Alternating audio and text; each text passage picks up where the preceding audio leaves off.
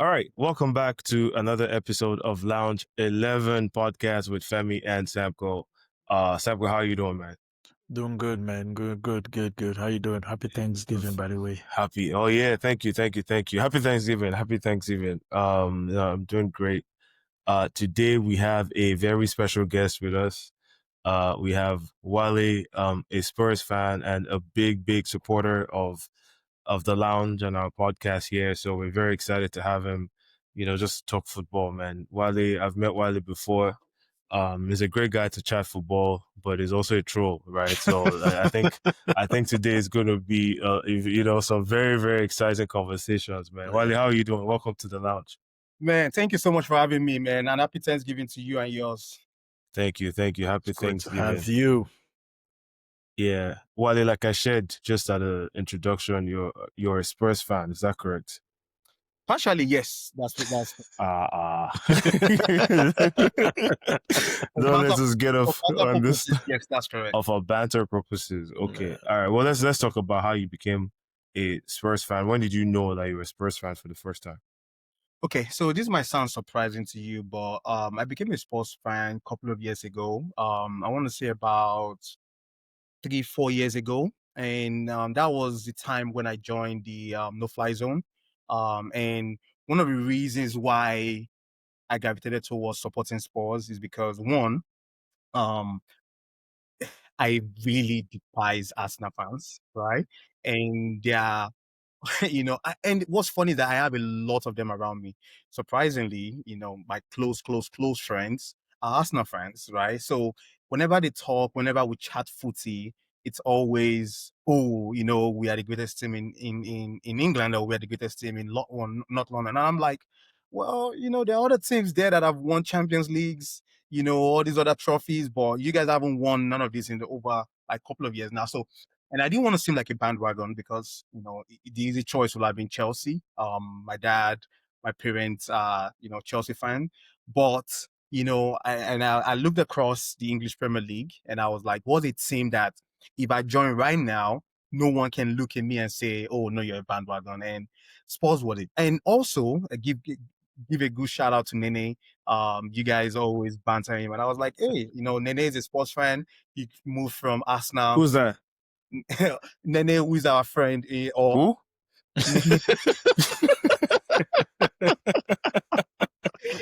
I love what you did. So I was like, this guy seems cool. Yeah, you guys are always picking on him. You know what? I'll ride with him. We'll be sports fans together. And boom, and Mourinho joined, right, a couple of years after, right? And I was like, I'm a big Jose Mourinho fan. So, stars just aligned for me. And ever since then, I've been a sports fan. And hey, yeah, we are. Are you happy with that decision? Yes. Right now, yes, but at the same time, it's because I support also, the other team I support and they are winners. And I've not really seen that yet, that winning mentality yet in the sports culture. So look, it's not a 50-meter target. It's for me, it's like a 300-meter target or, a long sprint, eventually I know I'll be right. And I'm always right, with my decision. So sports is it for me for now. Okay. Samco, any questions for this guy? He had every club he could pick, and then he ended up with Spurs.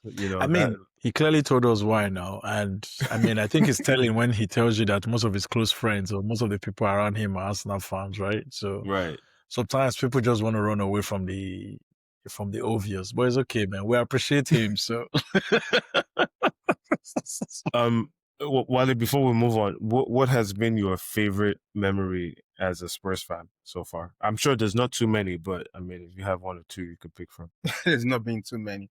Okay, I think a couple of ones. In the heights or at the heights of Man City, I think last season or 2 seasons ago, us beating them back to back. For me, it showed me that, if there was a team in England that can, have that little bit of an edge, it's Spurs. That's number one. And the second one, obviously, is the Europa League final, right? Winning that and, rubbing it in the Arsenal faces that, look, all this banter that we've been seeing online, how many years, 20 years, how many years, boom, y'all got it. There you go, winning the trophy for you guys to know that we're finally here, And at least I was right about choosing Spurs over Arsenal now. Hey, those are the two times that I would say. Do you think Arsenal fans actually cared about that? Hey, it doesn't matter what Arsenal fans. What I care about is Yeah. that we've won a trophy. Fair. And that timeline that you guys keep posting now, the ball is now you guys caught right Yeah. now to at least correct whatever how many years you guys have gone trophyless. Right. Fair enough. But welcome, like I said, welcome to the lounge. I think we have plenty to talk about. Samco and I actually just got back from the UK, where we went to watch the Spurs game. So maybe we'll start there. Samco, how was that experience for you, man? The Emirates, the North London Derby, being there live in person to experience that. To be truthful, I don't think words can describe, man. Like, everybody I've spoken to since that game, I literally said to them, I was like, as a fan, you want to go in and watch your team live. I don't think anything beats the derby. Like, I mean, you remember when our way to the state, that day was such a crazy day. Like, our day started as early as 6 a.m. Walk us through, that day. take Like us through the day take started us through literally as everything. early as 6 a.m. for us that day. So we actually went to do like a stadium tour, right? And the stadium tour was at 11. So we kind of got up pretty early to like take the train all the way to the stadium. We did the tour. And it was funny because even if you remember while we were in the stadium, because it was a match day tour, you could see like the TV stations, cameras everywhere. They're practicing the light shows and everything. So to like be behind the scenes and see how they were getting ready for match day was just different on its own. And you could just see all around the stadium, fans, everyone just moving around, walking from the train station all the way to the stadium. And if you remember when we were walking, I said, man, this place just feels like home. Like literally, it just felt like home. But it still couldn't prepare me for what I felt when it was actually game time. Like the connection between the manager, the players, the fans, the atmosphere, everything was just ridiculous. And that's why I say I employ every fan. You get the opportunity to watch your team, especially at home, choose a derby game because I think it's something you need to feel in person to understand, right? Like a lot of us coming from Nigeria, no disrespect to sports fans. I think Manchester United were more of that club that we had a rivalry with, right? But with time we grew to understand the rivalry between Spurs and Arsenal. But being there in person,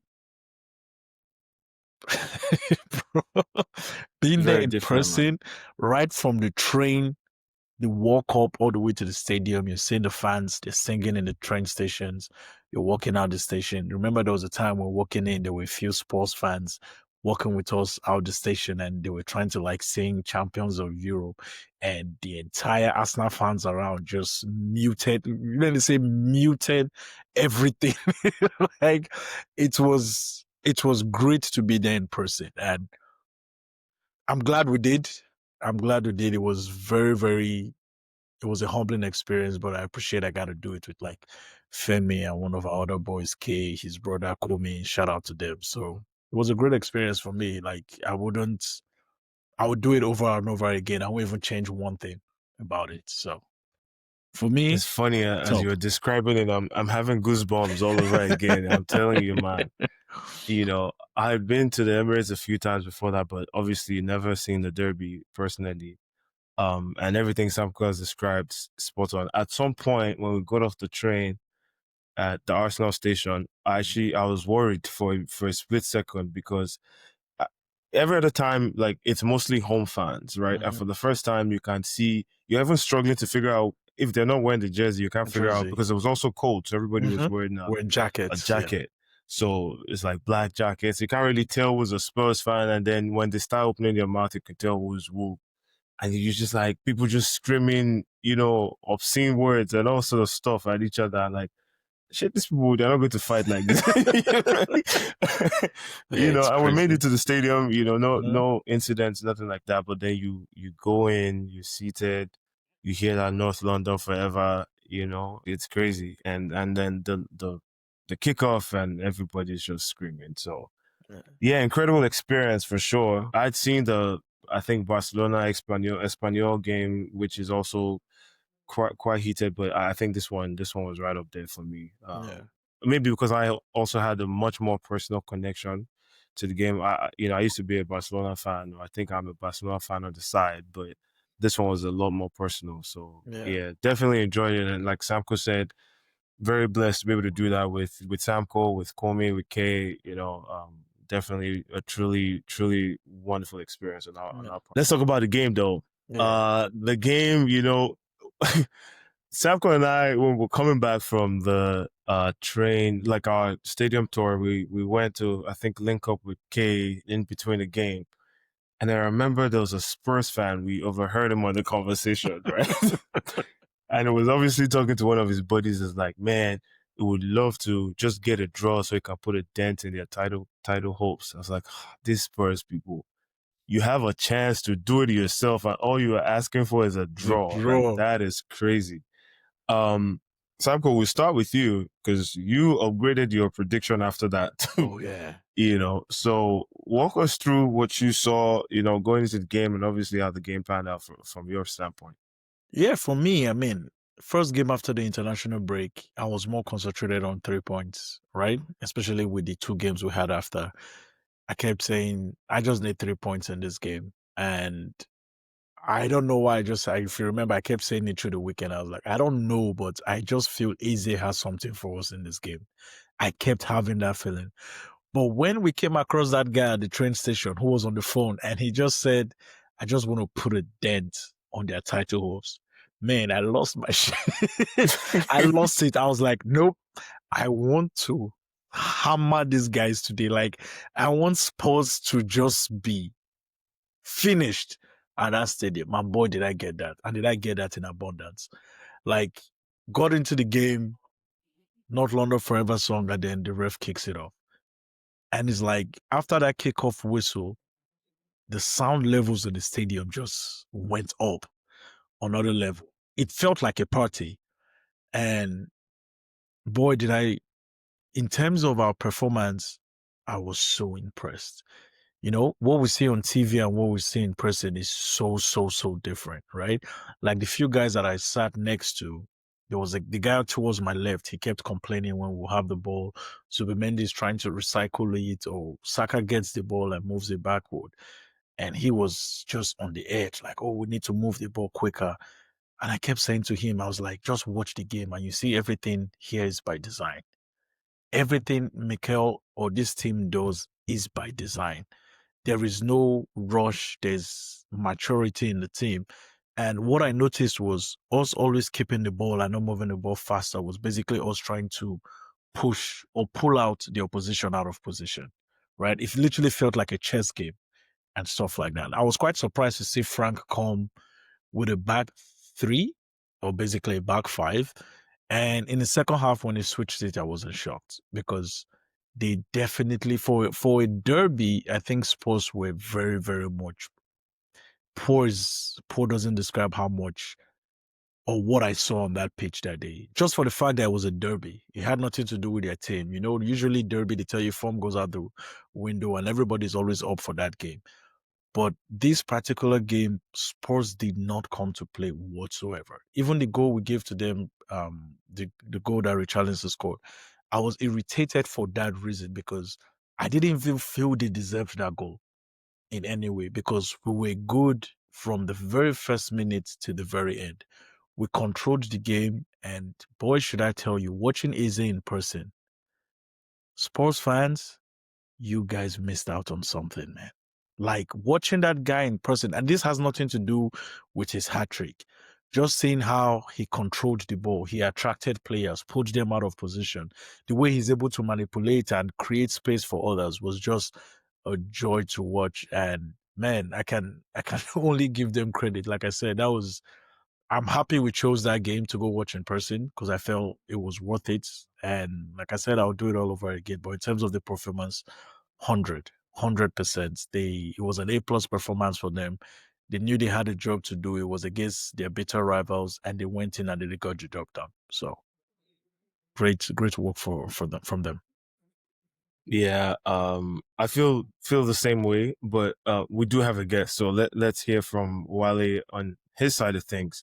Wale, what did you make of the lineup or the team sheet when you saw three at the back for Spurs away to London, away to Arsenal in the North London derby? So, Miller, I saw that lineup. I was very, very disappointed.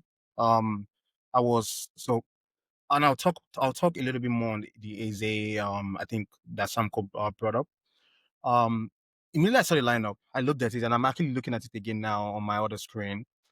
One of the most disappointing players on the pitch that day was Odegaard.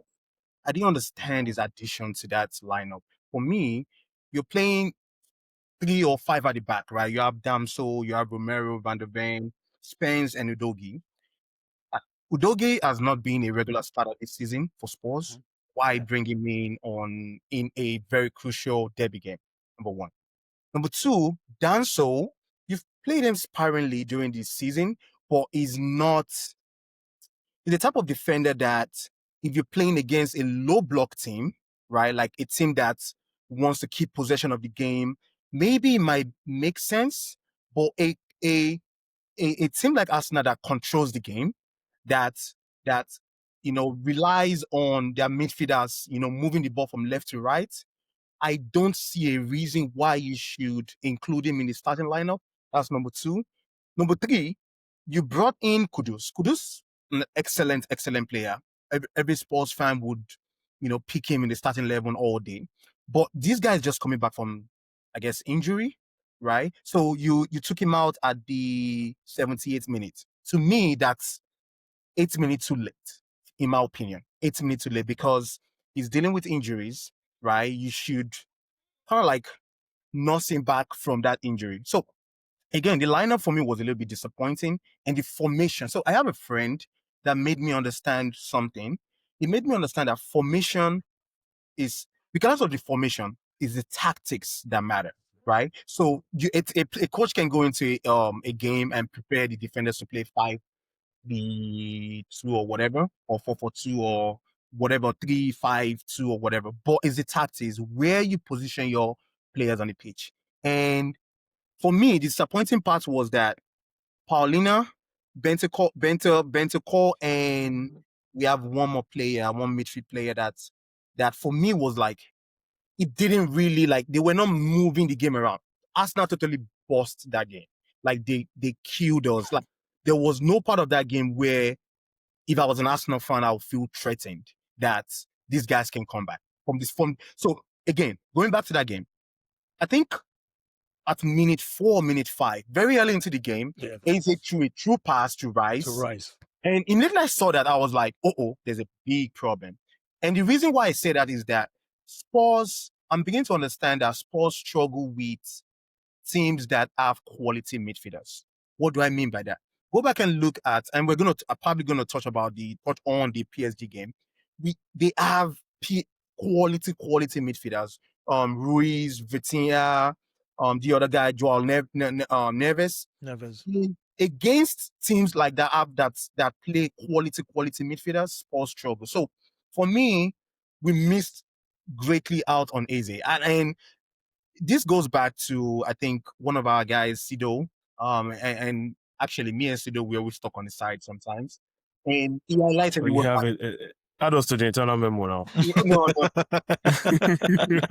he always tells me that, look, one of his biggest disappointment with Spurs is that we identify a player, but we don't act on it on time, right?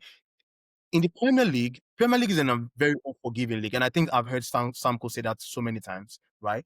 If you know you have a deficiency in a position, go ahead, if you're a team, go ahead and invest in that position and just forget about it, right? Regardless of the money that whatever club wants to pay in terms of the transfer fee, go ahead and invest or pay it. And that was the issue where we identified Eze as our target. But, we're trying to negotiate between maybe the price or whatever, right? And Arsenal came in and, swooped in. Again, I feel like that derby game pretty much exposed our deficiencies. And I hope going into this January transfer window, we can kind of like, I guess, identify that issue and solve some of those issues? I think we're obviously going to look at that game as the Eze game for Arsenal, at least so far in his very young career. But a lot of that started even before the game. Your manager had come out to say, "Who is Eze?" I didn't watch the full press conference for context, but even without watching it, to cut him some slack, I figured it was trying to be charismatic, kind of play to the Spurs fans saying, we're good, like we've moved on from this guy. But obviously that had quite the opposite effect. Eze showed him who Eze was. What did you make of, some of that stuff leading into the game? So I did watch that press news, and if you go back and watch, I don't think in Thomas Frank's defense, I don't think he heard the question correctly or well. Because if you go back and see, it was like who, like it was trying to like understand what the question was, but is I guess his smirk after he heard the repeat was what made me realize that, okay, maybe he actually heard it the first time. But when I was listening and watching it live, I was like, maybe he didn't, like, sometimes, reporters will ask you a question and you're like trying to like fully understand what the question is. Again, obviously he does know who Eze is. This is a player that, we bidded for. We're almost close to signing, even maybe almost signed, right? And I think it's one of those things that, coaches do that you're like, I guess to what you said is like, oh man, we don't need that guy. We have, I'm just focused on Spurs, and Eze is a player for Arsenal. So, but in his defense, I don't think he properly heard what the question was. But after listening to it again, I saw the smirk. I And I was like, think I think that smirk definitely gave it away. Gave it away. for me The it was like, smirk gave it away. yeah. Yeah. So again, it's one of those things that, I think is just, to light. In my opinion, I think it's just to light his players up. Like, hey, wherever that player is, I have you guys, and you guys go out and perform. Yeah, I mean, I thought it was, like I said, the Eze game from, like you mentioned, minute 4, if I believe, if I get that correctly. I knew, like, because we're sitting there, we're looking like, man, this is comfortable. From the first minute, it was so comfortable, and we could have gone up so early in the game with that pass that it clipped over for Declan Rice, and from that moment on, you're looking like, man, these guys don't have anything to cause us trouble. And then you see the way between, I think it was Nkape and Saliba, between both of them, any out ball, and it looked like that was Spurs' game plan for the day, which is we'll go long on every goal kick, Danso, whatever his name is, will be there for the throw-ins. So it looks like they were trying to scrap off whatever they can find in the final third. But every time that ball came over the top, Saliba and Nkape were just ready to deal with that. And, it was always going to be a long day. And ultimately it was. And, it was 4-1 to the Arsenal. And if you go back and look at Trossard's goal, to me, it's almost exact same Like way a Rice Rice should have scored. chance. Right. Just Yeah. looped the ball in, because again, to break A low block. a Yeah. low block team, just, chip You the got to ball, go over it. Yeah. go for it. And, Yeah. it worked according to plan, and, kudos to Mikel Arteta and the Arsenal. It's actually something I'm seeing more and more this season from Arsenal, because I think it's pretty clear at this point that as an Arsenal team, we are going to consistently face a lot of low blocks. And sometimes you can go around the low block if you have, excellent wingers. But even these days, you see double ups on both of our wingers. Or you can go over the low block, which is what Eze has kind of added, even Zubimendi to a certain degree. And we saw that in that Declan Rice case where it didn't work out. But we also saw it with Merino playing that ball over the top to Trossard, and in which case it kind of led to a goal. So very, very happy with the result. I think it was also a bit of a statement game. It could have been a banana peel of some sort. It's still a derby, and it's still the first game after the international break. But these guys came out really professional, and then they got the result. So very happy on this side. I guess, Samco, question for you. What do you think of the lineup? Immediately I saw that lineup of, Merino up top, false nine kind of thing. Yeah. Just remembered our banter chats where I don't know who, maybe Femi or someone where we score. What's the nickname for Merino? Well, that's he's my box to box CAD force number 9. Exactly. CADMST, I was like, well, Central Attacking Defensive Middle Striker. I hope this guy doesn't autos and boom.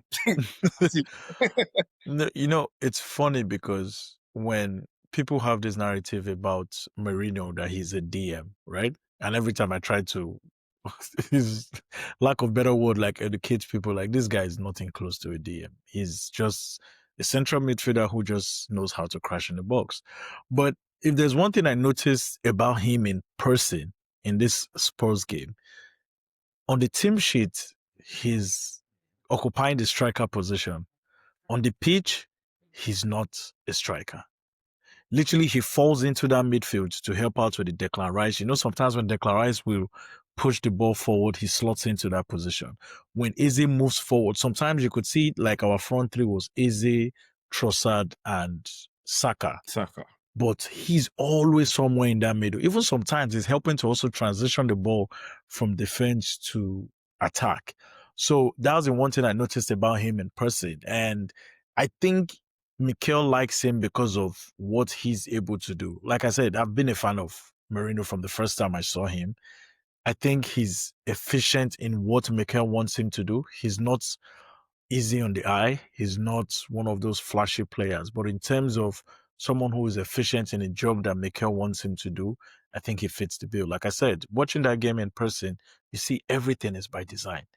Players being in whatever position they find themselves, it's by design. Mikel actually has put the team and coached this team to do what exactly he wants him to do. So when I saw the lineup, it was expected. The only shock I had was Hincapié. Not that I didn't want him. To me, he was a perfect fit to come in for Gabriel. But like I said to Kay and Femi before the game, I said I thought Mikel was going to go with the safe option, which was Mosquera, because I felt Mosquera had played more games leading up to this, and Hincapié just returning from injury. But I was really happy he went with Hincapié because I think the only difference between Hincapié and Gabriel is more of a vocal leader. And I think Hikape somehow will get into that position. But in terms of their qualities, their physicality, aggression, they are literally like for like. And that's why I wanted him to slot into that position. So in terms of the lineup, I was very much okay with it. There was no change I would have done. It was also great to see the likes of Noni and Martinelli to come off the bench because just before the international break, when we played Sunderland, we didn't have those options on the bench. And so people were like, oh, wow, Mikel could have done something. I'm like, if you look at that bench against Sunderland, we didn't have the attacking options to bring off the bench. You're not going to bring out the likes of Doman and Waneri against a physical side in Sunderland, especially away. So I think he chose the best lineup that he could. And I think they played the game perfectly. Even, I don't know if he expected Frank to go with a back five, but whichever way, I think the team still performed how he wanted them to perform and they executed whatever plan he wanted for that game. Yeah. All right. Wale, let's move on to the second game that you guys played this week, which was the Champions League game away to PSG in Paris. You guys took the lead twice. Unfortunately, I didn't actually catch much of the game because Samco and I were watching the Arsenal game, which was, I think, happening at the same time, correct? Correct.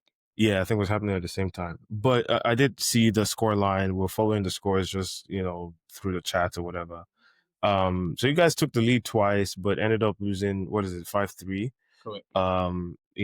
Thoughts on that result, that performance from a Spurs perspective? Again, it's that formation lineup, I guess, or tactics that for me was an X scratcher. Why bring in Archie Gray in a game where Archie Gray started the game? He did. Why bring in Archie Gray when number one, he hasn't played much turns in this season. Number two, it's a decisive game in the Champions League.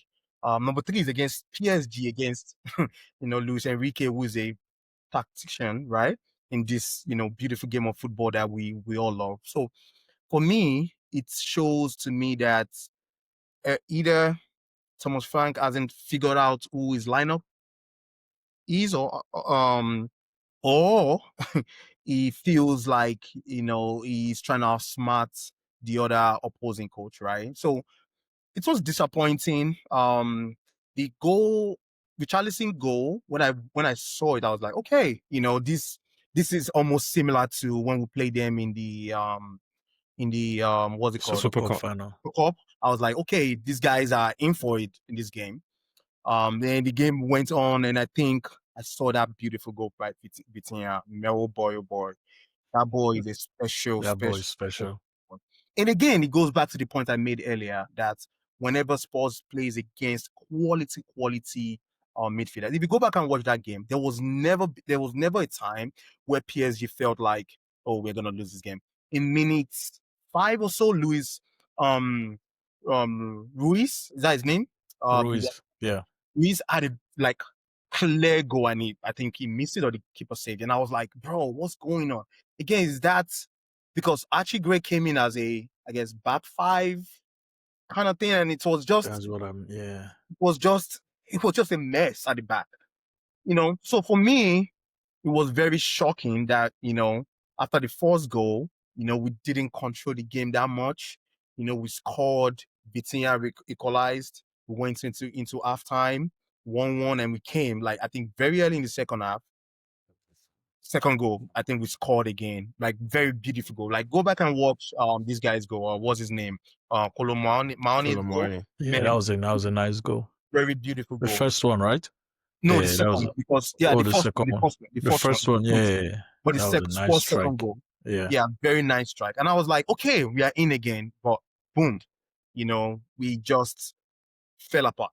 And something to, I guess, point out is, I think for me, it clearly shows that we are lacking solid leadership on that team. And what do I mean by that?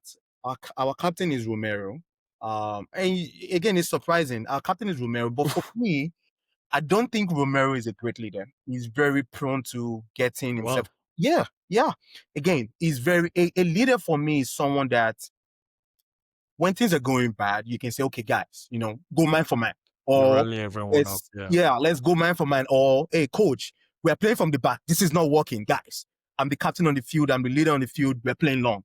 Go back and watch their third goal or their fourth goal. I can't remember Ruiz goal. We're playing from the back. Romero had the ball, played into Sarr, and Sarr did not know who was at his back and literally gave the ball away, and they scored.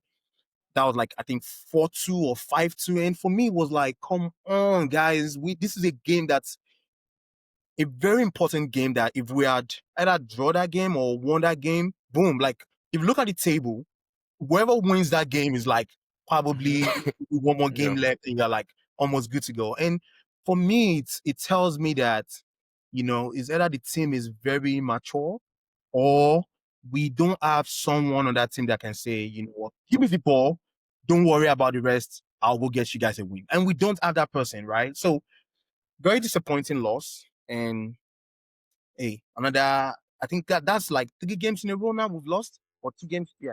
That 3 games in a row? Definitely 2. I don't know what happened before the I don't know international what break. happened before. Didn't you play Chelsea before? Oh, was it Chelsea yeah, you that's played? true. Oh, that's 3 straight. Yeah, so 3 in So, a row. For me, it's like, very disappointing loss. It's funny because I didn't watch the game. I saw the highlights, but I'm just looking. I actually didn't know he went to the back 3 again against PSG. And he played Achigre actually as one of the center backs, even when you have Danzo, because he played Porro and then Spence. But now I'm looking off the bench. What the midfield? The midfield, he plays Bergval, Bentancur, and Sarr. Where's Paulinho? Exactly. I don't see why Paulinho is not playing that game. That's one. And two, if there's one thing about European games, because I remember the Super Cup game when he played against PSG, and you guys were close to winning that game, and I was like, okay, because this is his first experience in Europe. And if there's one thing you know about Europe, especially the group phase, or which is now the league phase, you need to win games. Goals are very important in Europe, right? So for him to have this approach of a back 5 is what is a little bit surprising. But I'm thinking, based on what happened to him in the Super Cup final against PSG, I think he had a little bit of PTSD. Because looking off the bench, he had Simmons on the bench, Kudus on the bench, Paulinho on the bench. What? In my in my humble opinion, this game, Kudus and Simmons should not be on your bench. This is Kudus Europe. was on the bench. Kudus was on the bench. Oh, Odubert was on wow. the bench. Udogie, who is very attacking, was on the bench. Simmons was on the bench. To me, those Udogie I can understand, Yeah. but Simmons and Kudus should be starting this game. And if you had to play a back three, I don't think Gray was the guy to play for that. But I don't even know why he played a back three, because clearly you guys got a goal. They came back. You got a goal, which shows that is how Europe is. Europe teams are more open. But I think there was a little bit of PTSD there with what happened at the Super Cup final. I had no idea that he played a back five again against PSG. You don't play Arsenal the weekend before with a back five, see how that game goes, and you go and play another team who is very attacking. And now I'm looking at PSG's lineup. Even the likes of Dembele came off the bench. He started Bakola, the other young kid, and Kvaratskhelia. Emery even played right back because this guy is injured. Hakimi is injured. Oh, wow. Yeah. So, I mean, I guess the real question, I'm looking at the table, right? You obviously have ongoing, let's just call it a thing with one of our guys on Banter, that Spurs make it to the knockout stage, I think, of the Champions League. It is still very likely that happens, but I'm looking at the table right now. You guys are 16th. You have 16th. 8 points from 5 games. So by all indications, you probably need a few extra games if you are to make it to the knockout competitions. How are you feeling about that, that stance today? So actually, it's funny that you asked. I was thinking about it yesterday, and I came to my office and I was like, let me actually check the table.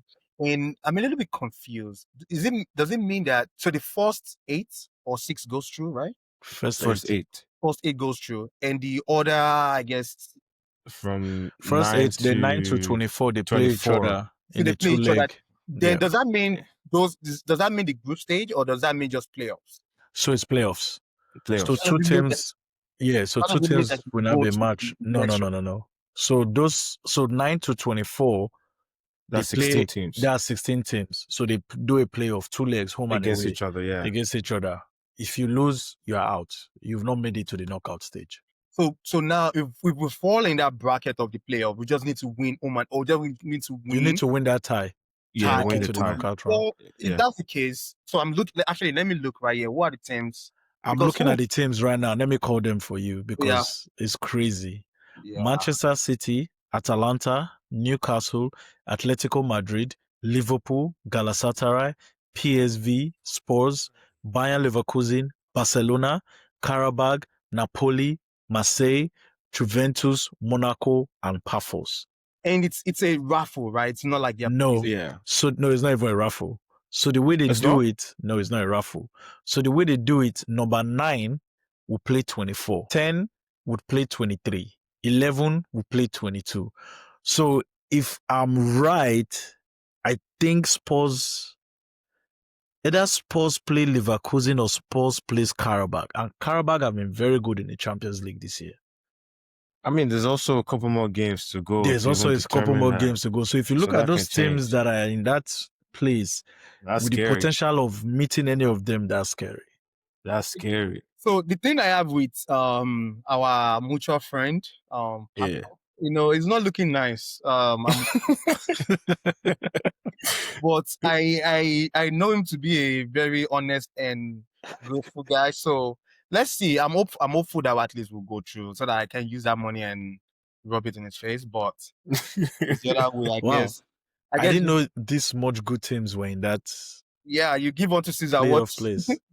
Burna Boy said you give on to Caesar. Yeah, you give what belongs to Caesar, Abi. So I don't know. Yeah, there's still a couple games to go. Yeah, there's still 3 more games to go to determine that. Before we move on, I did see some comments at the end of the PSG game where your manager said that PSG was the best team that you guys have played this season. Do you agree with those comments, given that you've played Man City and some of the other guys as well? No, I don't think so. I think watching that PSG game and watching Arsenal against Arsenal and against maybe Chelsea, who were toothless. And for me, it's alarming. It's like, and I've been on, on the our Sunday Clubhouse, clubhouse, and I've said it like if my team loses, it's okay, it's it's not good, but what I cannot take is a toothless team, right? A team that cannot even you can't even give the No fight. some fight, So Yeah. against PSG, there were times where we were like, okay, we were playing, we scored first and we took the lead twice. Against Arsenal, that was never the case. I think Arsenal was 3 goals up, and Richarlison got a very good goal, but it was, in our chat, we're like, if Raya was in goal, that was not going in, right? So, look, Thomas Frank can say whatever he wants to say. We fans, we admirers of sports and soccer that we watch and we love dearly. Against the Arsenal team, that Arsenal team is next level to me right now. They are heads above shoulder against any team in Europe. Like look how they demolished Bayern. I felt bad for Bayern. I watched companies end of the games comments, and it was like, oh, you would love to play them, and I like, dude, you ain't winning that team, bro. You're not. They beat you like offensively, defensively, whatever you want. Like did Kane even have a shot on target in that game? No, I don't even no, think it he was had a shot it's that game. Yeah. his So first game where it's played against Arsenal where he didn't register his shots. Yeah. and again, that's against Arsenal not having maybe arguably the best defender in Gabriel, right? So look, again, going back to the question you asked, for me, it's either Arsenal. I want to say Arsenal, then Chelsea, because that Chelsea game we were just, bad all over. Well, I guess that's a good segue, actually. So, Samko, I was going to ask you about the Bayern Munich game. A lot of people were watching that. It was number 1 or 2 at the time in Europe, and what a lot of people consider the best 2 teams in Europe currently, just given the form that they're on. You know, there was plenty of people wanted to see how things pan out in that game. At the end of the day, it seemed like a fairly comfortable win for Arsenal. But I would love to get your thoughts on that. Yeah, it was another comfortable game. I think the first half, Bayern had majority of the ball, but again, like I said, if there's one thing I've noticed, this team is a very well coached team, and it looked like that first half we gave them the ball and just to see what their pattern was going to be like. We got a good goal through a set piece, and I think their own goal as well was beautiful. Like that was a orchestrated goal. So I think first half was a little bit balanced, but I think they had more of the ball in the first half, but they were not able to do much. And in the second half, I think we just took things to a different level. And if there are 2 people I want to shout out in that game, if you remember when we were watching it, and I said, it's funny how a lot of people don't pay notice to this guy, Zubimendi, but the way the ball just bounces off him in every corner, every direction he gets it. But my shout out is to Declan Rice. Declan Rice took over that game in the second half. He was literally everywhere. And again, you could see the team more matured, patient. I think Skelly didn't have the greatest of games. I think he was struggling. And you even said it when the lineup came that you were scared of Skelly going up against Olise. But again, another player that a lot of people don't talk about, to give him his credit, Calafiori. He came into that game and that game changed the game. Himself, Declan Rice, and Martinelli, when they played on the left, it was just the ball just moved quicker, we played with more intent and more purpose. But that second half was definitely a demolition. We literally just took over the game, got the game done, and that was it. And if you think back at that game, Noah made some really good saves in that game. Man. Like he made some really. So even the 3-1, it could have been worse if not for Noah. Because I've seen a few people come out and say, "Oh, Noah's still trying to play the whole sweeper keeper thing. He should give up his gloves." I'm like, what? This guy literally he literally saved Bayern Munich that game. It could have been worse and stuff like that. So again, credit to the team. They had a job to do. Some fans came out. There was a narrative about the game not being that important, that we could afford to lose the game because we had already won our previous 4 games. And I said, no. Bayern Munich are one of those teams who have given me pain as an Arsenal fan, and I wanted to definitely give it back at them. And I'm happy the boys actually took that personal and they got the job done. Now we're 5-5. I think one more point should keep us pretty safe, but just keep going because the higher you finish on the table, the more advantage you get in the knockout stages with the way the rules have been changed now. You get to play most of your second leg, if not all of your second leg at home, especially if we finish first. So again, good game, managed, maturity. Can't complain about that right now. There's nothing to complain about. Yeah, no, I don't really have too much on there because I mean we saw the game together. We had plenty of conversations during and after the game. But I think one thing that has come up is the I did see Kimmich's comments that Yeah. yeah, I think they came out last night or today, or at least they've been shared around, where the comments are basically implying that Arsenal get excited about set pieces and it's a set piece team. Obviously, we required a set piece to unlock the game yesterday, or at least get our first goal. Yeah. What did you make of those comments? The first thing I would just say is like I told you before, I say pain is internal. It's as simple as that. Pain is internal. It's funny he made that comment because I actually did watch their game against PSG away. They had a good game, but if I remember, Dembele got out of that game early in the first half. Hakimi got injured as well by Diaz. That's why Diaz got the red card as well. And to me, I don't think they played the best PSG team at that point. But what makes the comment even more crazy is if you felt PSG, how do you say the team you beat was a much tougher game than the game you lost? How does that make sense? How is playing PSG tougher than playing Arsenal? But PSG was the one you won and Arsenal was the one you lost. So, I mean, as I saw the comment, I think he's going off the narrative of what we hear in England a lot about Arsenal. Arsenal is just a set piece team. So I think that was where he was coming from, just going off the narrative. Because if I remember, there was 3 goals in that game, and 2 of those goals came from open play. The first one came from a set piece. And I keep saying this, I keep beating this drum. If set pieces were so easy, why aren't everyone doing it? Like literally, why aren't everyone? If it's so easy, everyone should be able to do it because they had corner kicks in that game. They had free kicks in that game. So it's up to you to use it. I mean, set piece is just not someone going by the corner flag and just kicking the ball. Whoever delivers those balls have to be expert. And we're lucky and grateful to have 2 in Saka and Declan Rice. We even have the options of the likes of Eze and Odegaard. But then again, people also need to realize that these things are being worked on day in, day out on the training pitch. Like I said, if it's that easy, go do it. If it's not easy, there's nothing I literally can't say anything to help anybody who feels that's the only way. If you feel that's the only way we'll play, then fine. Come in and stop all the set pieces. Then we'll figure out what happens up when we have the ball or we try to frustrate you or, you know? So yeah, I think he was just coming off the narrative and a little bit of internal pain based on losing the game. Yeah, How did you see it? you're being very, very nice. I think definitely what we're dealing with there is some sour grapes, um, very salty. And I think I understand that at the top level, right? When you've won as consistently as Bayern Munich have won, you hate to have to lose in the manner that you do lose or you did lose to Arsenal. Yeah. Basically, it was the first half was balanced, as you said, but the second half was a one team show.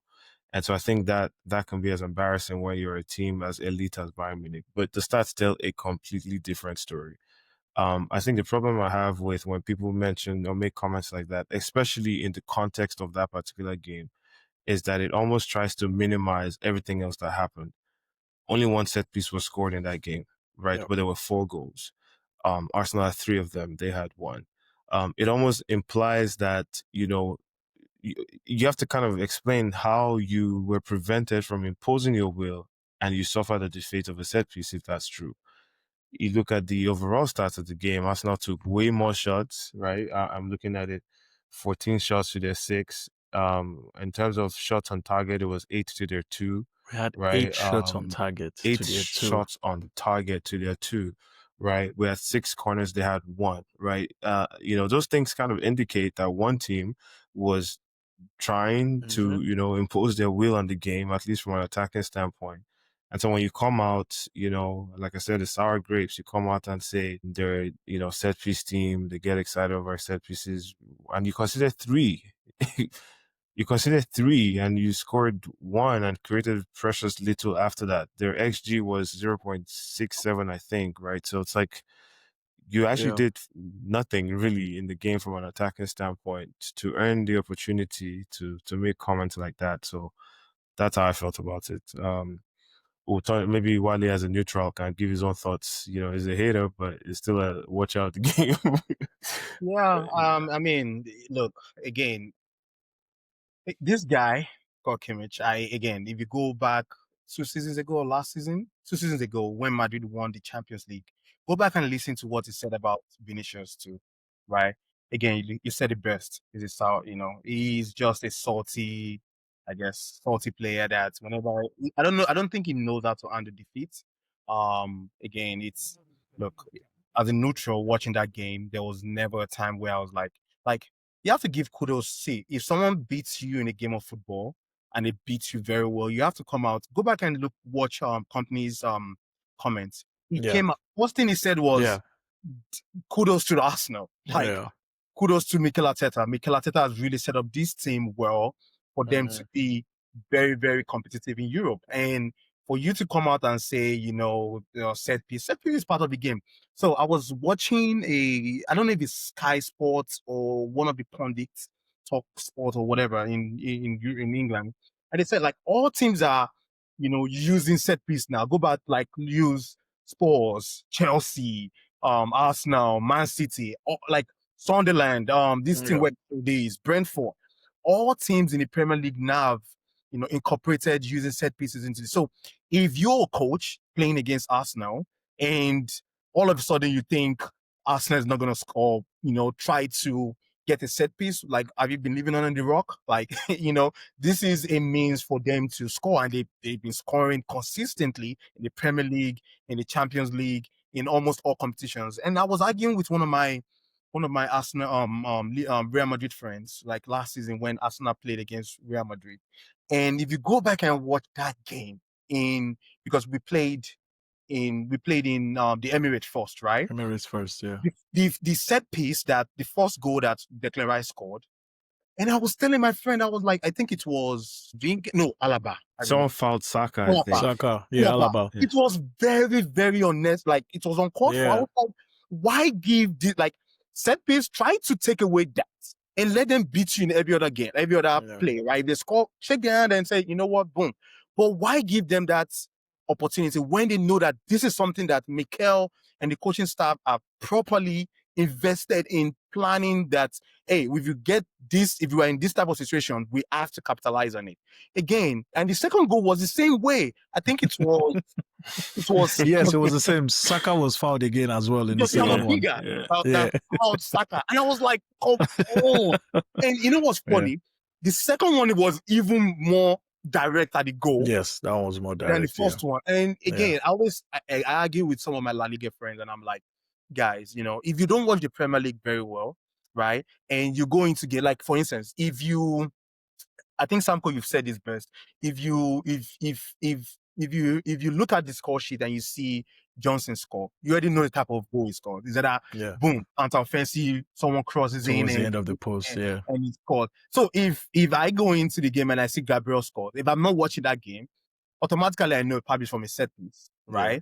Or if I see Rice on the assist board, I already know maybe it's a set piece kind of goal. Again, this is fans complaining about, corner kicks, free kicks, goal that the Arsenal. Like, if you're going to games against Arsenal as a coach, as an opposing coach, you should know, during your training ground session, hey guys, this is how we're going to defend Arsenal against corner kicks. You shouldn't go into games like that against Arsenal, surprise out, oh boom. But I don't even know why fans not even making, I guess it's Premier League or English pundits, if I want to say, because Arsenal has consistently proven this season against Brentford, scoring goals. I think Declan Rice scored one goal for like counter-attack.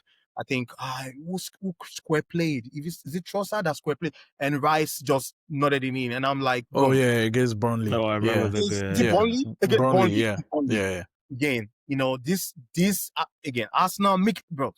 Going back to last season, I think one of our banter clubhouse chat, I said that I want Arsenal to sack Mikel Arteta. The reason I want that to happen is because I want We know, He we know, always we says know, that. we know.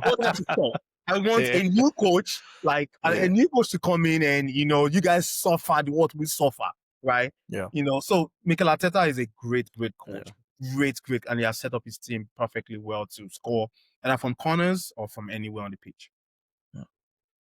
I think Yeah, there's also fair an enough. element to a lot of teams and sometimes fans, pundits who, the old image of Arsenal where we're easy to bully. You just play us, you're winning especially most of the big teams, right? And I think a lot of them don't want to let go of their image. I think a lot of them still feel like that's still the same Arsenal that they're playing. And if there's one Soft thing underbelly. if there's Soft one thing I can underbelly. We heard promise you that a when it lot. comes to Yeah. like the big teams, Mikel is ready for the big teams. Like the big teams, those big games, he is ready for those games. So yeah, I think it was just I agree with what you guys have said, that it's just him being salty and everything. But to be honest, at this point I really don't care anymore. I've gotten to the point where a lot of noise that come from outside really don't get to me. Like I'm here for one thing and one thing. that's just the truth. So yeah. I would say one more thing, and then we can turn it over because it actually ties directly to the next club I wanted us to talk about. There's something I've noticed, and I used to be on the other side of this argument when Mourinho was, who he is, right, or as great as Mourinho was. If you've drank the Kool-Aid on how you think tactical football, possession football should be played, then you think anything that is not that It's not is football. anti-football, Yes. right? And I think that is the problem that some of these guys are struggling with. Mm-hmm. You've been so drilled to play football in a certain kind of way that when you come against teams like Arsenal is ready for whatever kind of game you want to play. Yeah. I saw a clip that Kamsi shared on our group chat, and I actually enjoyed watching it, right? Where Bayern Munich had the possession for 2-3 minutes straight, and they couldn't find an opening. Yeah. Where if you want us to be on the offensive with possession, we can do that. If we need to drop into low, mid block, whatever you guys want to call it, we're very comfortable doing any one of them. And I think that's where some of these guys struggle. Like I'm talking about in Bayern Munich, where they think that football, 99 times out of 100, if they play their game against a lot of teams in Germany, they're probably going to win, right? That's because what they're it's used to. suited for that, right? Yeah. But then you come against teams who actually want to make it a totally different thing entirely. You're going to struggle if you don't have the tools to unlock that, and that's exactly what we saw, right? So I think that's my take on it, which actually leads me. Sorry, go ahead. I have a question for you guys. So last season, before last season, when you guys this Calafiori's second season or third season? Second. This is the second season. So I had a lengthy argument with one of my Arsenal friends, and I was telling him, when you guys signed Calafiori, because the discussion there among Arsenal fans was who's going to be the starting back four. Because the season before, Ben White had a great season. Yeah. And you guys, and Timber was dealt with an ACL injury, right? Yeah. And I was like, you guys signed Calafiori right off Euros. And I was like, so who's going to be the back four? And my Arsenal friend was like, no, there's no way White is going to finish, right? I'll defer this one to Samco. Yeah. And I was like, bro, this Timber that you guys have, I think he played 2 games or 3 games. So what's funny is that if you go back and watch, I think he played against Liverpool, and I forgot who he played against. I think wasn't it Trent, or I forgot who he played against. I can't remember. And I was like, this guy is a solid right back. He's a very solid right. And I was telling him, I was like, I don't think White is going to get his spot back. Yeah. This guy is a good solid right back. So who is going to be the player that's going to go out in this back four? And they were like, and I was like, is it Gabriel? And they were like, no. I said, is it Calafiori? Like, why do you guys sign Calafiori? But again, look, I think for me, the standouts, I know Gabriel gets a lot of shine, but please watch Timber. Timber. You're not going to tell us about Timber. Timber is. I'm one of those guys. I'm a very big Ben White fan. Like even when he was still our starting right back and he was injured. And I know we had a discussion at Clubhouse, and I was one of those people that said, I don't see how Ben White gets pushed out of that team. But when you watch Timber week in, week out, he's just that guy's a menace, man. Like defend, going forward, physicality, pace.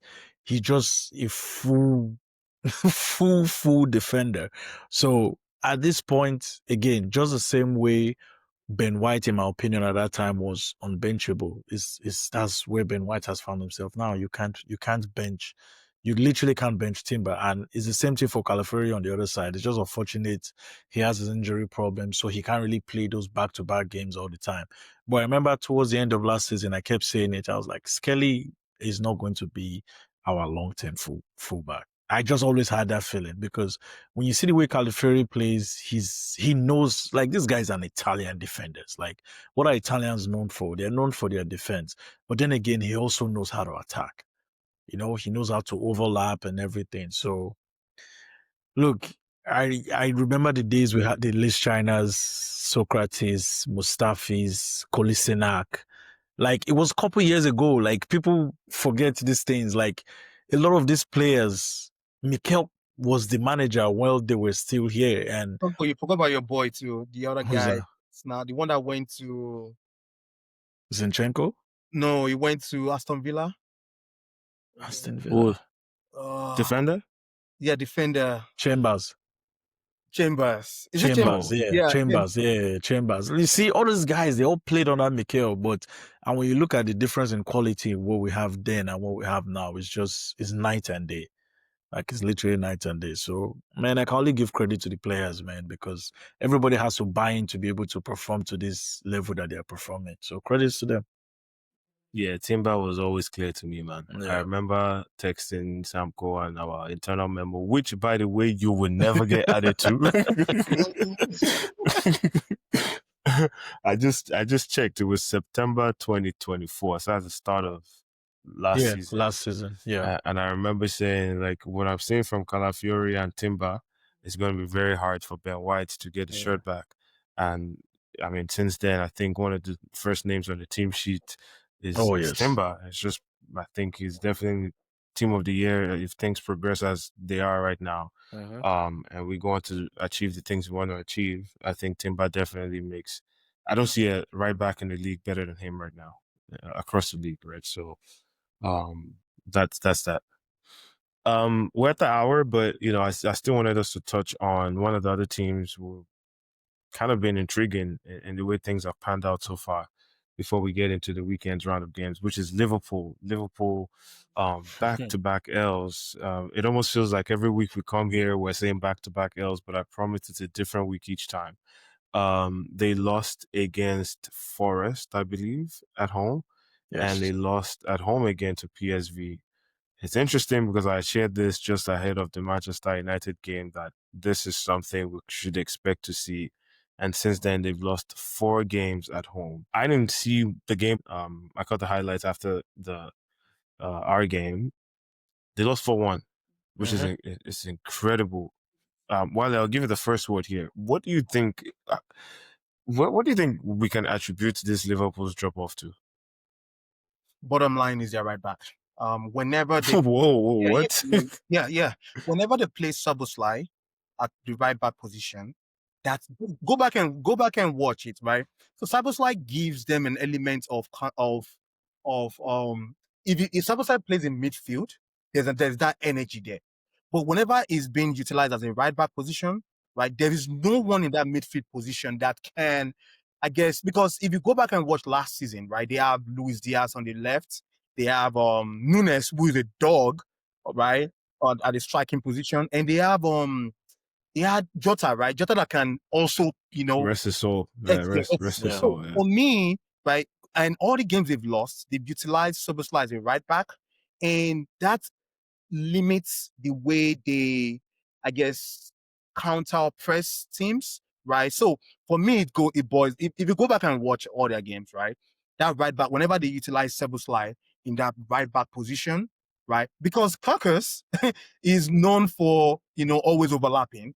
leaves Virgil van Dijk to cover that left wing The spaces, yeah. spaces. And Konate, is not, I think he's out of form in my opinion. Like they should go into this transfer market, this general transfer market, identifying who's gonna pair with Van Dijk, like ASAP.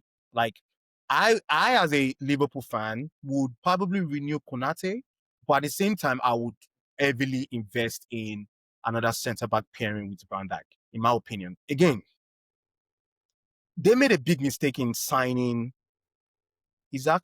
I'm a big fan of Isaac. I am a big fan of Isaac. And I think they waited too long in signing him. Now they got Ekitike, right? Ekitike is, to me, is decent enough for them. One of my friends was telling me this, and I started noticing. He's a good striker of the ball. He can, go back and watch that guy.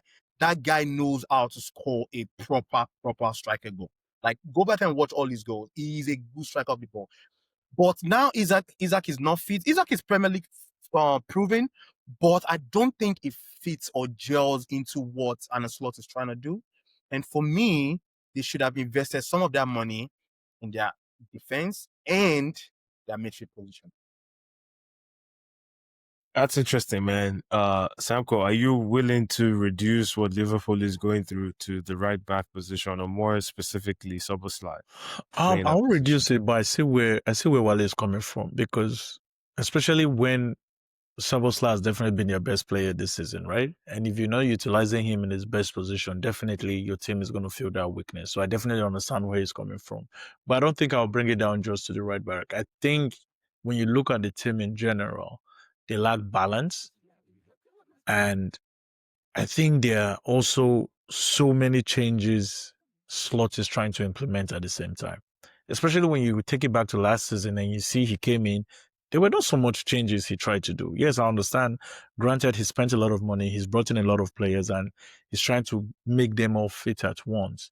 But at the same time, I think we also have to start looking at the players as well, because I think Slot has taken a lot of stake for what has been going on, but we also need to look into the players. I actually did watch the Liverpool game again against PSV yesterday.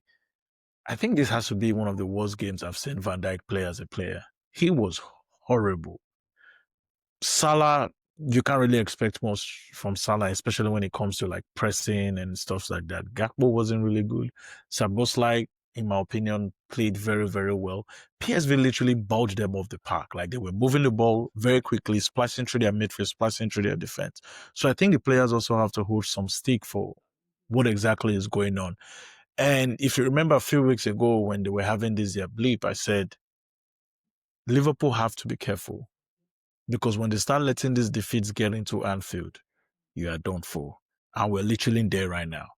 Like now you've lost 4 games at home. You've lost a few games. I think they've lost 9 of their last 12 games, maybe 9 or 8 of their last 12 games, especially for a team who just won the championship and spent all that money. There's a lot that is literally going up in that place, and Slot is going to have to fix it. I'm not of the opinion that he should be fired. I know it's rather crazy to say when you spend all that money and it's like, oh, you just keep losing. I think they need to give him time to fix it, because he has a lot of credit in the bank. It's not easy to come into the Premier League and win the league, especially in your first try. So I think with that, he's earned himself a lot of credit, and I think they should give him the time to figure it out. But at the same time, Slot needs to know that this is a result-based business. I have a question for you, Samco, because you're a big admirer of Kirkers. Yeah. Right? And this season is being nothing less of interest. Like he's been shocking. Yeah. Again, if you go back and watch that PSG game and most of the games that they play, whenever Kirkers starts, there's always issues. That's why they resorted back into using Robertson. So right. It's crazy, because even when they signed Kirkers, what I'm saying now, if you remember them last season, the way he used Robertson is not the same way he's used Kirkers, which is strange. But then again, it makes sense, because last season he had Trent as well. So Trent was the one who would bomb forward, and Robertson would be the one who would be sticking a little to Van Dijk and stuff. But now he's switched it. And Kerkez is one of those good attacking fullbacks as well. But again, this is where I say the balance of the team is just not there. I don't think he knows his best midfield because at the same time, he wants to play Wirtz, wants to play Gravenberch, wants to play McAllister. Sabosa has been his best midfielder. But now he doesn't have Frimpong, he doesn't have Bradley, and he's pushing Szoboszlai to play right back. In my opinion, I think Gomez should be the one to come in to play that right back. But then again, if he moves Gomez to play right back, he literally has no centre back to come off the bench for whatever reason, except he's bringing the likes of Endo. So I think he needs to find the right personnel for the right position, but he also has to find that balance. And then when you look at their attack, sorry? I think they have this other guy. That Reese was a young guy though. Yeah, those ones are all young guys. And then if you look at their attack as well is not working. He doesn't know what's best for Ekitike. Isak seems to be the man he wants to play in the middle, rightfully so. Most managers will do that. Salah is a big problem. A lot of people are saying bench Salah, bench Salah, bench Salah. I promise you, it's not as easy as it sounds. To bench Salah, you're paying over 400 million. One of the best, if not the best, right winger to have graced the Premier League. Whether you like it or not, it's not easy to bench these guys because guess what? You're going to have the people in the upper office. They're going to come to you like, we gave this guy this contract for a reason because he was one of the world's best. We gave you the money to sign the likes of Wirtz, sign the likes of Isak for a reason. So you can't just have these players on the bench. You are the manager, you have to fix it. So it's a long road for Liverpool, but I don't see it getting any better soon. It's just a matter of the board going to be able to like weather the storm and be patient, or we did listen to the fans, because that's why I said you don't want this else to start creeping into Anfield. Because when they start creeping into Anfield, you're now unsettling the home fans. And once you lose the home fans, that's it. Like literally, that's it. So he needs to figure something out as quickly as possible, and time is going. I think you guys are dancing around the quite obvious issue. As long as they field a starting front three of Salah, Alexander Isak, and was usually on the left, Gakpo. I think they're in trouble. Yeah. And that is not an indictment on the quality that front three possesses. In fact, they have outstanding quality from attacking standpoint. And so I think what you see is that they will control a lot of games, and the odd games, like they're set up to win at least 60-65% of their games just by showing up and being what they are. The problem is, as the league has evolved and become more like tacticals, right? You have all these tacticals managers. Your vulnerabilities are now very much easily exploited. This is what I said going into the United game, that you're going to come up against a team, and if you look at the game, it's almost always going to be the same. Possession after possession after possession, but then the opponent is going to have moments where they'll break through your press and your team is exposed just because of the way you're set up, right? Because now your fullbacks are high and wide. There's, your Kanates and Van Dijks are having way too much space to cover against, pacey forwards, and they're always going to get that exposure. I think that is still going to be the case. I saw one of the goals that PSV scored them. Bro, as soon as the guy beat Salah, they were done. The whole thing broke down. Did you guys see that goal? I think that was the second goal or so. It was. Yeah. It didn't even take too much to beat it was Salah. Literally like 2-3 passes and balls at the back of the net. As soon as he lost Saka was nowhere. I said Salah was nowhere in the picture anymore. Yeah. And before you know what's happening, 2 or 3 passes, they're picking the ball out their own net. Yeah. That, I think, is going to be a common theme just because of the caliber of players that they have. And that's. Yeah. I'm surprised you haven't brought up your favorite player. Who's that? 007. I mean, he's injured, right? What do you want me to say? Like, the guy's injured. True, he's right? injured. Yeah, that is true. I know. I mean, he has to be. I mean, with the amount of money they've spent on him, he has to obviously play. And no, but he's injured. I know. But I'm saying he's not being like in the Premier League so far this season. We can see that his pace to the game in the Premier League game is slow. Yeah, but I think we all agree on that, and actually we did see glimpses of what looked like slots reverting to what worked last season, which is, when we put him on the left, so maybe Gakpo was now the casualty of that decision. Go with the midfield three of Gravenberg, Soboslai, and what's his name, McAllister, whatever. And it seemed like, okay, you know what, we're getting our mojo back, but then obviously it's an injury, things change, you're integrating new players, and you have to kind of toss that out and try something different, right? So they're tweaking and tweaking, but at the end of the day, like Samco said, the balance is just not there. It's And as just long not as the there. balance is not there, you're gonna come against teams who just have the ability to exploit your vulnerabilities. We're all sitting out here. I can tell you what the weaknesses for Arsenal looks like, but at the same time, Mikel knows that, and he picks a team that tries to cover those Those weaknesses. It's not that weaknesses. Yeah. we're a team without weaknesses. It's just that you do your best to try and hide your weaknesses based on how you set your team up, the kinds of players that you put on the pitch. In Liverpool's case, the weaknesses are clear. What is unclear is if they have the tools to address those weaknesses, right? Or to at least cover those weaknesses. If they don't go into transfer window in January, you guys are saying slots might not get fired. I think the economic realities of being a So they're Premier League going to team, spend more money in January? they're going to have to. They're going to have Crazy. to spend money. So Would I you think what trust people him? say, you have to, not me personally, but you have to back him, right? Because you Yeah. backed him with. It's With like that, yeah. The job I is don't know not if you've. finished. Like, if you Yeah, remember one of our first episodes, we talked about it, and I said they had a great window, but to me, a DM and a center back and a left winger, they missed out on those positions. yeah. Yeah. So if you're not going to fire him before January, you're going to have to back him in January, In right? January. So True. I can't see a world where they don't spend money in January. But I've seen Carragher. You guys have said some of the same things here where they might not fire him. I think he could get fired, not No, because I want him to, I think he could. Yeah, I think he could. I but wouldn't say he I was couldn't, looking but at something ahead of this call, right? Those 4 games: Bournemouth, Newcastle, Arsenal, and there was one more I'm missing, Burnley.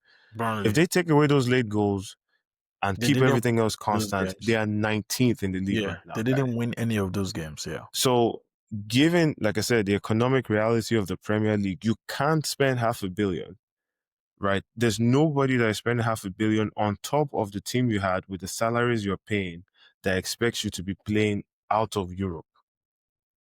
No team is making that massive investment because they think you're going to be playing out of Europe, and not even just out of Europe, out of the Champions League.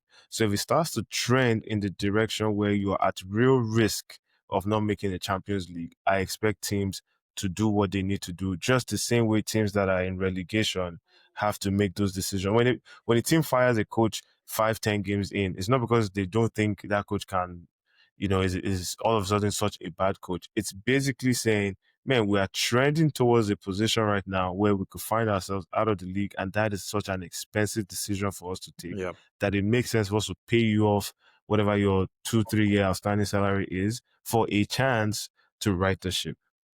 very true. And I think that's something that Liverpool, could potentially be facing. It's still early, but I mean, 9 of the 12 games is losing records, right? And so if you continue to trend in that direction, you can lose your job. Yeah. He's in a very tight spot. He has to do something. Like I said, once you lose the home fans, bro, you're done for, man. Right. That's it. Home fans, you're done for. All right. So we'll close out with, look ahead to this weekend's games. Wale is our guest here, so we'll give him the first go. Spurs, you guys are home to Fulham. What do you expect from that game, and how do you see it playing out? Man, anything less than a win, you need to start side-eyeing Thomas Frank. Yes. Already? Yeah. Oh my God. Again, there's a context to this, right? And the context is we've only won maybe one game this season at home, right? So again, this is a game where you have to go into it with the expectation of getting all maximum 3 points. No draws, no, I want us to go like Samco always say, smash them in the teeth kind of performance. I want to go into that game confidently winning 3-0 at a minimum, right? Fulham has been that team. If I check, I don't think They we've have your people's numbers. I don't think we Yeah. have good record against Fulham. Yeah. Again, home, I expect us to go into that team. Thomas Frank. All right, why are you looking at Samco? Because I just went to check your next 3 games. Yeah. You need to beat Fulham. Yeah. Who they play after that? They go away to St. James Park Ooh, and they play at home to Brentford. those are tough games. Those are tough games. So again, going back, we need to win this game. The table right now is favorable to Spurs, and the reason is I was because gonna call that out. Yeah, the reason is because teams around us are also equally losing games. Where are they in the table? I think they're nice, but they're only 3 points off the top 4, which is what I was gonna bring up. Right when because you say teams around us are also losing games. You know, the Man Cities, the Liverpools. You know, like so we need to go into this game and be like, look, maximum or minimum 3 points. Like okay. go into that game, 3 win it points. conveniently, comfortably, and on to the next. I don't disagree with you. I think the only comment I wanted to kind of touch on there was you said if they don't get 3 points, you start looking at Thomas Frank as, but I think you're not giving him credit. I'm not I could care less about Spurs, as you know, but the reality of the matter is you guys finished, what was it, 17th or something like that last season, right? And right now you're trending towards a top 8 team, maybe even higher. Like you said, the 9th right now, just 3 points off the top 4. I think that is unfair to say that you fire that guy if he doesn't get 3 points. I didn't say fire. I said side. We need to start looking at him sideways. And What does that mean? Yeah. It means you need to start critically analyzing how he sets up his team. Like now, fans are still like, okay, he's still in his honeymoon phase where you're like, yeah, loss here is fine. You know, he's still setting up his team. But games like against Fulham, he should be going to that game, right? Winning it like conveniently, comfortably, you know. So for me, I'm not calling for his head yet because again, it's his first season. He's getting used to these players and all. Right. But we've lost against some teams that I'm like, come on, but against. But you beat Man City though. Yeah, again, Man City is our again. I have a mutual friend as a Man City fan also, but they don't like seeing us come. We are like, Right. But at the same time, playing against Fulham, where's Fulham sitting on the table? They are. I think they are 14th or 15th. 15th, right? Again, this is a team that we should be going to that game winning, right? Like 3-0 at the minimum. Okay, let's leave it there. 3-0 minimum? Yeah, at home, right? At home. Yeah, let's leave it Bro, there. you Let's say leave it there. Don't worry. game at home. Who was that? Who did you win? Oh, wait. That was the first game. Burnley, the first game week of the 1, season, right? Yeah. Game win. That's crazy. Exactly. So again, this is a game. This is a game where we should win, and the fans should be like, okay, we're seeing I think we get some improvement. Mm-hmm. All right, I have 2-3 more. I think a few more games I want us to get through, so I don't want that. I want us to move on from Spurs. The big game, well, not the biggest game of the week, but the opening game of the weekend is Crystal Palace Manchester United. Manchester United are obviously coming that's the opening game? That is the opening game. No, sorry, that is on Sunday. Sorry. Oh, okay. That is the first game on Sunday. Crystal Palace against Manchester United. We didn't get a chance to talk about United and them laying an egg against Everton, but I don't think Crystal Palace away is the kind of game that you want to play after that. So, Samco, I'll let you go first on this one. What do you expect? I'm gonna. I think I'll give this one to Crystal Palace. Konya, I think Konya is staying injured. They don't have Sesko, which means they are toothless up top. Creativity is still a big problem for them. Crystal Palace lost their game against Strasbourg. I actually watched part of the game last night as well. So, and Crystal Palace is at home, I guess. Correct. Yeah, I think I'll give this one to Palace. They have to, man, you have to win this game because do they? Kind of, because they are losing like 3 players going to AFCON, so they would. Oh, that's true. Yeah, I don't see this game for them, man. Wale, what do you see? You said they have to win, but how do you actually see it playing out? I think it's gonna be a draw. I think it's gonna be a draw. I think I see Mbuemo maybe scoring. But I think it's a game that it's gonna be a very good game to watch because it's gonna be, I rate Crystal Palace coach a lot. Glasner, I rate him a lot, but I think maybe Man U actually had to get a draw from that game. Yeah, we'll see. I think Crystal Palace wins this one. I don't even see I don't Yeah. see how my United go over to Crystal Palace. If it was a Old Trafford, I'll give them a shot, but they're going over to Palace. I think it's going to be tough for them. I think that's a team that is well suited to play that back. Good, both teams utilize a The back back three three. system, Yeah. right? So, one of them clearly seems to be doing it better. So we'll see. The other game, before we get to the big one of the weekend, West Ham Liverpool, that has a lot of things riding on it just because of the context of what we've spent some time talking about. So we'll let you go first in this one. West Ham Liverpool. What do you see? So yeah, I was gonna say earlier. I think there was a comment I saw today that came out that they had a meeting, the players and the coaches with the board, and the coach and the board, and I think they said the next few games they at least he has to come out with like 7 points or so. Carragher said that, yeah. Yeah. So again, Slot needs to win that game against West Ham. West Ham has not really been a good team. Who's playing at home? West Ham or I Liverpool? think West Ham West Ham. is playing at West home. Ham. West Ham at home has not been, but they've this guy has had a new what's this guy? No. No, he's really tweaked his formation. Now he's playing Right. Callum Wilson up front. So and that's gonna cause a lot of problem for Konate if he plays. So I see Liverpool winning. I hope they win, because I don't want to. I hate to see any manager being sacked. But I see Liverpool winning at least 2-1 or 3-1. Samco, here we Yeah. go. I'm sorry. Here we go. I can't sign off on that. Like, if there's one thing I've noticed about football is what's it called? Is form, lack of better word, form. And when Liverpool have a very low mentality right now, and now they are going away. And mind you, you are going to play a Nuno's team who plays the way Slot and this Liverpool do not like their opponents to play. So I think the best Liverpool can get of this game is a draw. I'm going to keep predicting until Liverpool turn things around. I don't think I can predict a win for them. Because when you look at their last two games, if they told you they will concede 7 goals against PSV and Nottingham At Forest, Forest. all at Anfield, I think nobody could have predicted that. So I think they're still down in that slump. Right. And yeah, I think West Ham, let me say West Ham gets something out of this game.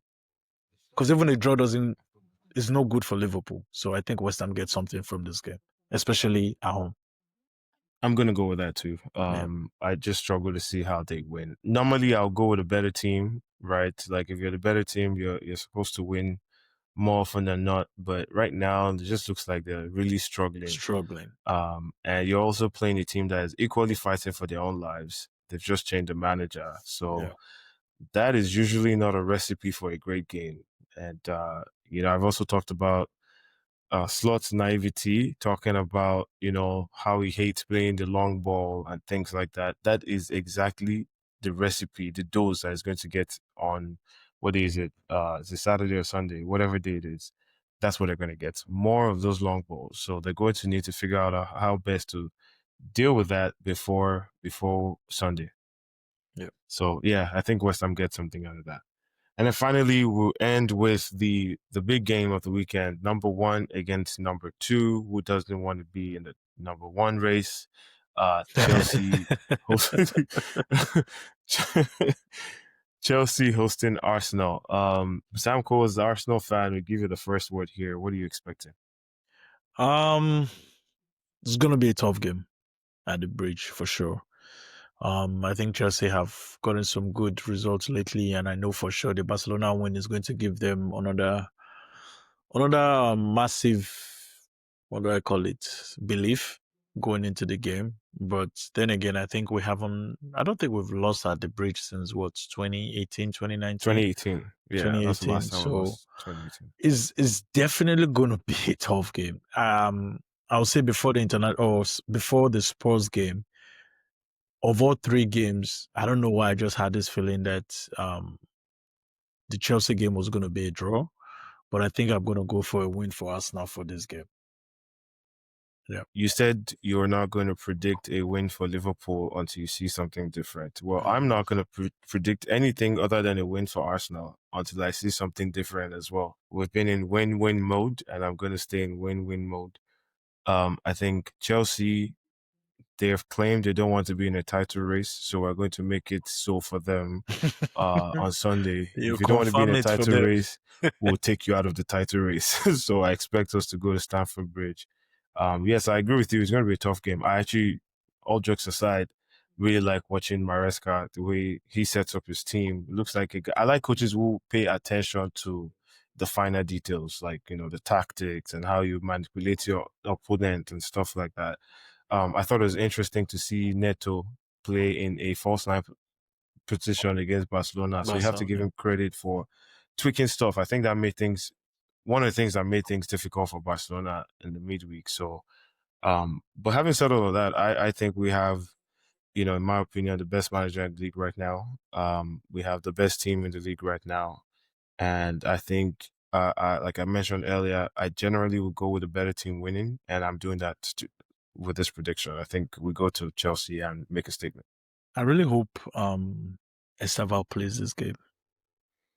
I hope they put 11 men on the pitch. That's I don't all know I'm why I asking really for. want Estaval to play this game because They better put 11 on the pitch. Whoever exactly 11 they like put on, that's I fine. think he's a very good player, but the narratives I see about the kid, I'm just like, guys, we need to pump the brakes a little bit, right? I've seen the words like generational. He's coming for Yamal and stuff. I'm like, bro, I don't this mind boy those has this things. boy. Like, No, I don't mind it, but he it's hasn't done football, he hasn't done anything, right? No, there's no. So the reason I'm pushing back on that is this is just what people do. This is what fans do. We've seen Yes, that even with Arsenal exactly. fans, right? Yeah, With Dalman, I yeah. had to, on our group chat, I had to pump the brakes with some of our guys. Like, man, this guy is 15. Like, give him time. So, Mm-hmm. but you're always gonna see that. Fans get excited. I still want him on that field, bro. No, but those two things can exist, right? Like you can want Exactly. him to Yeah. play, and then their fans can get excited. In fact, I love it. Like it's good to see all these young guys kind of break through and take their moments when they have them. So if fans think he's the next star boy or the next whatever, man, by all means, time will tell if he's able to go on and achieve that. But it's okay to get excited. I love it for the Chelsea fans. Wale, we'll give you the last word on this one. I know you want to see us drop points, but give us your assessment of how this game goes. So as a part of me is an historian. I do believe history repeats itself, and I do believe Arsenal is going to win. Arsenal always get a point against Chelsea, even when Chelsea had a better squad, a more complete squad. Arsenal always seemed to win. I remember there was a season where Nketiah scored is it Nketiah or Salah? Yeah, Nketiah Scored like a trick against Chelsea at the bridge or something like or brace. So I think do it was a think brace. is it brace or hat-trick? No, I think it was. I don't Was even it a remember the brace? game where. Yeah, I I know don't he remember the scored. It game. was either a brace or it was. Yeah, I know he scored one at the bridge for sure. I know the game you're talking about. So, It wasn't a hat trick for sure. yeah. So again, I do think Arsenal has a better team, and I think the rivalry I want to see is the Caicedo versus Rice midfield battle. There's one. I didn't know there was one. That's what we fans. The other guy doesn't have a player of the year, so Well, we don't see.